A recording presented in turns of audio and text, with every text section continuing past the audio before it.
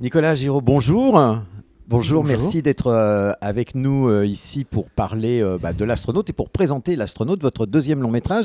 C'est une interview que j'ai envie de commencer en faisant un compte à rebours, parce que forcément ça serait de circonstance, puisque l'astronaute raconte l'histoire d'un homme qui malheureusement n'a pas pu être retenu dans un programme spatial et qui décide contre vent, marée et autres incidents de la vie, de construire sa propre fusée pour aller dans l'espace. Comment vous est venue cette idée pour votre deuxième long métrage?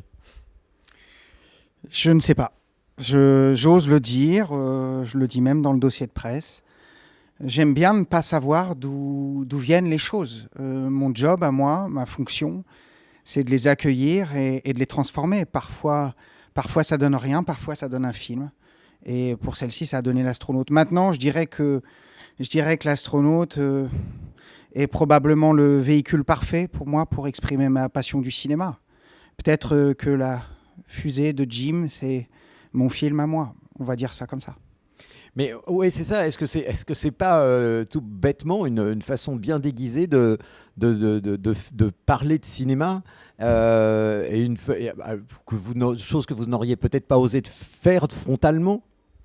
Oui, je crois que quand j'étais plus jeune, quand on est plus jeune, on a envie de parler de soi au direct. Et en avançant, je réalise que souvent le meilleur moyen de raconter ce en quoi on croit, qui on est, ce vers quoi on tend, c'est d'utiliser des supports qui sont autres, justement, et on peut s'inscrire encore mieux dedans. Et oui, oui, cette fusée, l'espace, c'est le lieu idéal pour exprimer le cinéma, le sound design, la largesse d'écran, c'est fantastique, quoi. Je pouvais mettre énormément de tout ce que j'aime dans le cinéma, dans ce film, énormément de choses. L'espace n'était pas assez grand en tant qu'acteur que vous êtes devenu aussi réalisateur? Euh, Pas assez actif, en fait, j'aime œuvrer. Euh, Mais finalement, est-ce que j'ai choisi? Ça s'impose, encore une fois. J'aime ma vie d'acteur, mais aujourd'hui, c'est secondaire. Dieu merci, je peux développer mes propres histoires. En tout cas, je l'ai fait pour la deuxième fois et je suis en train de préparer une troisième. Et après, on verra ce qu'il arrivera. Je suis toujours prompt à honorer une rencontre lorsqu'elle me permet d'expérimenter, de vivre des choses. Maintenant, acteur, la maison est plus vaste, en effet. J'aime la déco, pas que la déco, la structure aussi. Et donc, ça me permet de plus m'exprimer, en fait, en son, en silence, en motif, en matière, à travers tous les autres. C'est sûr que c'est bien plus riche que d'être simplement acteur. Mais alors, néanmoins, acteur, vous l'êtes dans votre propre film. Et je suis sûr que c'est pas juste une question de se donner un rôle. Il y a quelque chose de. Il fallait vraiment que ce film-là, que vous l'interprétiez. Oui, complètement. Parce que c'est pas faute de connaître des acteurs, hein. Le film est bourré de comédiens hyper talentueux. Enfin, il y a de quoi faire au moins 3 films français avec votre casting. Quatre même. Non, 4 même, oui. non, en vrai, c'est vrai que je n'écris pas pour Nicolas acteur. Je joue. Oui, ça fait drôle de dire ça. Je joue dans mes films. En tout cas, je joue dans mon deuxième long métrage parce que je veux vivre ce que j'écris. C'est ma manière d'incarner mon propos. J'écris, je réalise et j'incarne un des rôles. Là, il se trouve que c'est celui de Jim Desforges, notre astronaute en l'occurrence. Mais en effet, c'est pas une coquetterie, loin de là. Euh, le cinéma, c'est quelque chose d'important pour moi. Donc, C'est une façon de dire à votre manière, Madame Bovary, c'est moi. oui, évidemment. Euh, vous parliez de rencontres. Là, vous en faites une sur ce film qui est quand même génial. C'est Christophe Rossignon, votre producteur, qui est lui-même un dingue de l'espace et du vol spatial. Vous étiez fait pour vous rencontrer. Ah ouais, c'est super. J'ai une grande rencontre avec Christophe Rossignon. On s'est rencontrés en tant qu'acteurs, justement, où nous étions tous les deux sur le film Anton Tchekhov 1890 de René Ferré. René, que je salue, c'est son ultime film. C'était un cinéaste libre et mon ami. Il m'a appris beaucoup de choses, pas que à travers Anton Tchekhov, dont J'ai reçu beaucoup de choses, on va dire ça comme ça. Et voilà, et on se rencontre avec Christophe Rossignon et l'évidence est là. Je sais évidemment qui est ce producteur. À ce moment-là, je préparais mon premier long métrage. Je venais de me séparer de TS Productions et je n'avais pas de producteur. Et la rencontre avait été forte aussi pour lui. Donc 8 jours après, il me dit « Envoie ton scénar, je le lis ». Et puis il était trop pris, mais il m'a dit « Un jour, je serai là pour toi, Nicolas ». Et il m'a accompagné, il a découvert Du soleil dans mes yeux, donc mon premier long métrage. Et il me dit « T'as quoi d'autre ?» Et puis je lui pitch L'astronaute. Et il me dit « Je suis là ». Et en effet, je découvre un homme passionné par l'astronautique et le monde spatial. Et grâce à lui, tout devient possible. Je rencontre Jean-François Clairvoy, qui est devenu mon conseiller technique, qui est un des plus grands astronautes français, qui est allé 3 fois dans l'espace et qui a tout de suite compris ce que je cherchais à faire à travers l'astronaute. Donc c'était merveilleux. Je pense que sans Christophe Rossignon, je ne fais pas l'astronaute en France.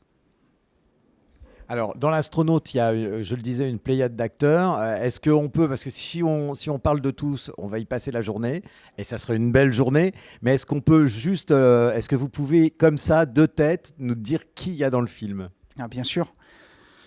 La première personne, j'écris pour les acteurs qui sont dans mes films. Carrément. Oui, j'adore les visualiser en écriture. La première personne, c'est Hélène Vincent. Hélène Vincent était dans mon premier long métrage. Elle incarnait déjà la grand-mère d'un petit garçon que je ne pouvais pas incarner, mais qui était moi petit. Donc Hélène Vincent, toujours, évidemment. Ensuite, il y a eu Hippolyte Girardot, qui est, selon moi, en état de grâce, mais je laisse à chacune et chacun le soin de Selon penser. moi aussi. Voilà. Bruno Locher. J'ai écrit pour Mathieu Kassovitz. J'avais besoin d'un acteur à part pour incarner cet ex-astronaute de l'ESA. On a fait la découverte. Je dois cette très belle découverte à ma directrice de casting, Marion Twitou. Je voulais une franco-japonaise aux cheveux très courts, comme Sinéad O'Connor. Et on a fait un casting. Et puis il y a cette jeune femme qui débarque comme ça dans la salle, Ayumi Roux. Et j'ai été ébloui par son talent et sa musicalité, parce que j'adore la sonorité. Je vais vraiment chercher des sonorités chez les acteurs.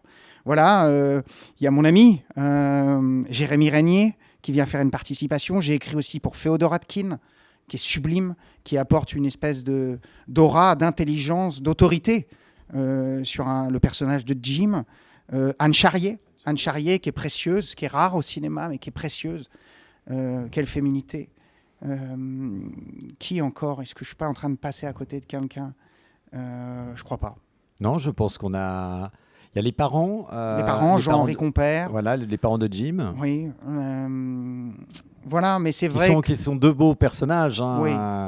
Est-ce que d'ailleurs, petite question peut-être un peu trop personnelle, est-ce que vous, quand vous aviez vos premières envies d'acteur, est-ce que vous avez été soutenu, poussé ou retenu ? Parce que là aussi, c'est un métier, l'acteur, on se lance un peu dans le vide. Comment dirais-je ? Non, j'ai été assez libre. Ma famille m'a soutenu par sa discrétion. Voilà. En tout cas, ne vous a pas empêché. Absolument pas, absolument pas. J'ai fait des études de prothèse dentaire, j'étais prothésiste dentaire. Ah oui. Et à partir de ce moment-là, sachant que je pouvais exercer ce métier-là et qu'ils ont compris que ma passion du cinéma dévorait tout sur son passage, ils m'ont laissé tenter ma chance, comme on dit. Et je suis monté à Paris et voilà, et les choses se sont bien passées. Mais non, ils ont eu peur, forcément, parce qu'ils me voyaient faire des choix assez forts, comme de quitter très vite la télé, parce que j'ai commencé à la télé, j'ai gagné des sous, et puis bam, je démissionne parce que je rêvais de cinéma. Voilà, encore et toujours. Comme Brad Pitt. Ah bon ? Ouais, j'ai vu un très beau documentaire sur Brad Pitt. Il était prothésiste dentaire, lui aussi ? Non, mais il n'était pas prothésiste dentaire, mais il était lui aussi coincé à la télé, et un jour, il a décidé d'arrêter. Voilà. Ah, je l'ignorais. Voilà. Oui, il faut faire des choix. Les choix. Pour chacun de nous, n'est-ce pas ? Ça fout le vertige parfois, mais quand on y croit, quand on sent quelque chose, faut le suivre. Ça va forcément nous amener à faire des rencontres. Alors, là, le film a fait sa première au Festival d'Angoulême. Il est présenté maintenant ici au Festival de Saint-Jean-de-Luz. Donc, le décollage tant attendu n'est pas loin. C'est long, tout comme Jim qui n'en peut plus d'attendre et qui veut s'élancer vers les étoiles. C'est long d'attendre après, enfin, la sortie de son film. C'est évidemment long. J'ai terminé la fabrication du film le 8 décembre 2021. La situation géopolitique du cinéma français est secouée comme à peu près tout. Et bien sûr que c'est long, mais vous savez quoi ? Le film devait sortir au mois de septembre, il va finalement sortir le 15 février. Parfois, quand tu apprends ce genre de nouvelles, une sortie qui est repoussée, si tu le prends au premier degré, tu fais « waouh, merde, c'est quoi ce bazar ?» Et puis en fin de compte, le temps passe. Et puis, en l'occurrence, mon film va sortir le 15 février, c'est la Saint-Claude. Et Claude, c'est le prénom de mon grand-père, et c'est le prénom que j'ai donné au grand-père de Jim dans le film. Donc comme quoi, là encore, parfois des choses nous arrivent, elles nous secouent, on peut croire qu'elles sont contre nous, et souvent c'est le contraire. Il faut juste avoir confiance et se laisser aller. Tranquille, comme ça. Bon, alors nous, on aura la chance plutôt de ne pas attendre le 15 février pour découvrir le film. Merci beaucoup, Nicolas, d'être avec nous et merci d'être venu le présenter. Et vive l'astronaute. Merci beaucoup, merci pour votre accueil.